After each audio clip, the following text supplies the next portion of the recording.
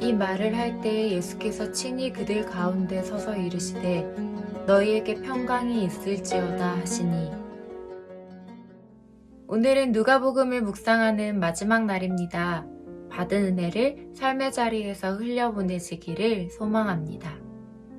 부활 후 제자들이 모인 곳 가운데 예수님이 찾아오십니다. 그때 예수님이 그 자리에서 샬롬, 평강을 선포하십니다. 그 당시 샬롬은 보편적인 인사입니다. 마치 우리가 식사하셨어요? 언제 밥 한 끼 먹어요? 라고 인사하는 것과 같이 그 당시 유대인들은 샬롬으로 당신의 삶은 평안한가요? 와 같은 인사를 주고받았습니다. 그런데 예수님께서 제자들에게 하신 샬롬은 그 이상의 의미가 있었습니다. 왜냐하면 제자들은 불과 며칠 전 충격적인 광경을 목도했습니다. 가장 위대한 스승이었고 이스라엘의 새로운 지도자라고 믿었던 예수님께서 십자가에 달려 죽으신 것입니다. 그리고 지금은 거리를 가득 채운 유대인들이 너무 두려워 문을 닫고 모여 있습니다.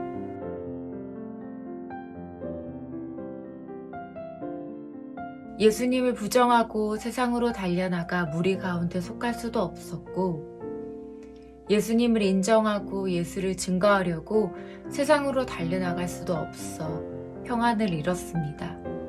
그런 제자들에게 예수님이 찾아오셔서 샬롬, 평안을 선포하신 것입니다. 유령인 줄 알았던 제자들에게 자신의 몸을 보이시고 평안을 선포하실 때에는 영의 부활뿐 아니라 육의 부활까지 보여주셨습니다. 예수님의 샬롬은 단지 평안을 묻는 인사가 아니라 예수님은 확실히 부활하셨어 라는 제자들의 믿음이 흔들릴 때마다 다시 굳건해질 수 있도록 부활의 소망을 심어주신 것입니다. 부활의 예수는 세상에 지지 않았고 세상보다 작지 않음을 증명하셨습니다.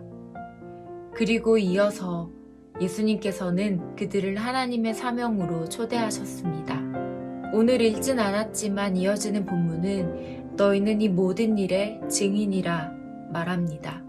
증인은 어떤 사건을 보고 경험한 자들, 그것들에 대해 이야기하는 사람들입니다. 예수님의 부활하심을 보았고 말씀의 확신 또한 주어졌으니 이제는 너희가 증인의 삶을 살아야 한다고 말합니다.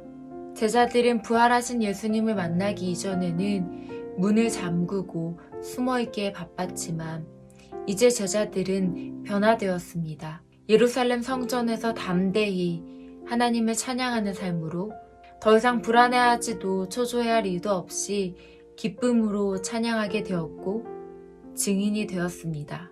사랑하는 청년 여러분, 세상을 향해 문만 닫는다고 평안은 찾아오지 않습니다. 반대로 예수를 만난 사람이 세상을 따라서 열심히 살아봐도 평안은 찾아오지 않습니다. 진정한 평안은 죽음을 이기시고 부활하신 예수님을 기억하며 우리가 이 세대를 향한 증인임을 기억할 때 성령 안에서만 누릴 수 있는 것입니다. 불안과 두려움을 평안으로 바꾸어 주신 예수님이 지금도 우리와 함께 하시니 제자들이 증인이 되어 살아갔던 것처럼 우리도 예수님의 증인이 됩시다. 우리의 삶 가운데 부활의 믿음을 가지고 세상에 기죽지 않고 증인의 삶을 살아가는 하루가 되길 소망합니다. 하나님 아버지, 부활의 소망으로 우리의 믿음을 붙잡아 주시니 감사합니다. 성령에 힘입어 부활의 증인으로서의 삶을 살아가도록 인도하여 주시옵소서. 예수님의 이름으로 기도합니다. 아멘.